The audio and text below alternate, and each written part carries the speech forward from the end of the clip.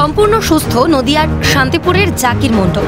তবে নদিয়ার শান্তিপুর ব্লকের সাহেবডাঙ্গা এলাকায় ভোটার তালিকা প্রকাশের পর তিনি জানতে পারেন শারীরিকভাবে সম্পূর্ণ সুস্থ থাকলেও ভোটার তালিকায় তিনি মৃত। অভিযোগ 2002 সাল থেকে নিয়মিত ভোট দিলেও 2025 সালের সংশোধিত তালিকায় খুঁজে পাওয়া যাচ্ছে না 58 বছরের জাকির মণ্ডলের নাম।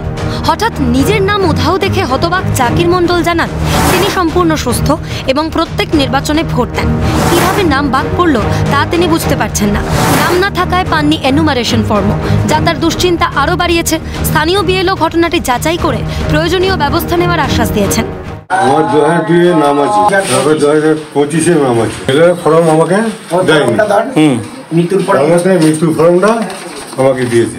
বললো যে এখন কিছু করা যাবে না, এখন আপনার মৃত্যু হয়েছে বলে এখন মৃত্যু পড়ে থাকতে হবে। ঘটনাকে কেন্দ্র করে শুরু হয়েছে রাজনৈতিক চাপানোতর। স্থানীয় পঞ্চায়েত প্রধান বীরেন মাহাতোর অভিযোগ এটি বিজেপি ও নির্বাচন কমিশনের যৌথ ষড়যন্ত্র। সংখ্যালঘুদের ভোটাধিকার থেকে বঞ্চিত করার উদ্দেশ্যেই তাদের মৃত দেখানো হচ্ছে। অন্যদিকে বিজেপির দাবি এ ঘটনা সম্পূর্ণ প্রযুক্তিগত ত্রুটি, এর সঙ্গে রাজনীতির কোনো সম্পর্ক নেই। সেই হিসাবে মুসলিমদেরকে যারা অনুপ্রবেশকারী বললে, রোহিঙ্গা বলে, সেটা জীবিত লোককে মৃত্যু করে দিচ্ছে। সেক্ষেত্রে আমাদের মাননীয় মুখ্যমন্ত্রী মমতা বন্দ্যোপাধ্যায় আছেন এবং যেহেতু উনি এখনও জীবিত, স্বচক্ষে আমি নিজেও দেখলাম এবং মেম্বারও দেখে এসছে।